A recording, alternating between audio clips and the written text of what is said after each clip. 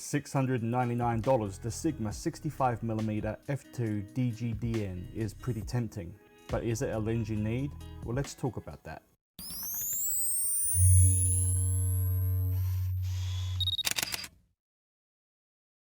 Before we get started, I just want to say a big thank you to Sigma who supplied the lens for this review.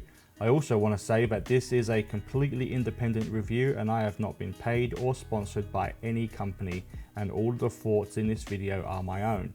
Also down below you're going to find affiliate links, and if you buy anything that's listed down below, I will make a small percentage at no extra charge to you. Now, let's get into the review. The 65mm f2 DGDN is an I-series lens. There are also 45, 35 and 24mm versions of this lens available. The 65mm focal range is actually a little bit strange. It puts it firmly between regular 50mm lenses and 85mm primes. However, that makes this lens suitable for many different genres of photography. Thanks to its fast aperture of f2, you could easily use this lens for portrait photography, but you could also use it for street photography, event photography, and it would be great as just a general all-purpose walk-around lens. The Sigma 65mm f2 DGDN has 10 elements in 9 groups, and it has 9 rounded aperture blades which can really help you create some nice bokeh. The aperture range is from f2 to f22, and the minimum focusing distance is 21.65 inches or 55 centimeters. Now there is a seal at the mount, which means this lens is splash and dust resistant. It weighs 0.89 pounds or 405 grams. It's available for both the L mount and for Sony E mount cameras, and in the US it has a price of $699. The Sigma 65mm f2 DGDN features an all-metal build, and it feels fantastic in the hand. In fact, it feels better than most art series lenses. The aperture dial is a nice touch, and it makes this lens incredibly fun to use. It definitely gives a nice retro feel to it. The manual focusing ring is also nice and smooth and makes manually focusing easy. Like other I-series lenses, this one comes with a standard lens cap and this magnetic one. While this magnetic cap does work well and is secure, it does have some issues. Namely that when you have the lens hood on, you simply can't remove it, and this is a huge oversight from Sigma.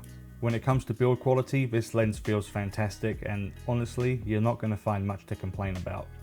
When shooting in single focusing modes, this lens is nice and fast, and it's plenty accurate. I don't think you're going to have too many problems here. Shooting in continuous autofocusing modes though is a completely different story. There is a lot of pulsing with this lens. In fact, I think it's probably the worst of the I-series lenses when it comes to pulsing. It really struggled with this simple scene right here, as you can see. This is a problem that really needs to be figured out sooner rather than later. This lens is pretty easy to manually focus though, so that's a plus, but there is a lot of focus breathing going on here, so this lens is probably not the best if you like to make videos. Overall, the Sigma 65mm f2 DGDN is an incredibly easy lens to use, and even though there's no IBIS, I was able to handhold this lens down to 1/3 of a second. Honestly, this lens is going to be great for newcomers and old hats.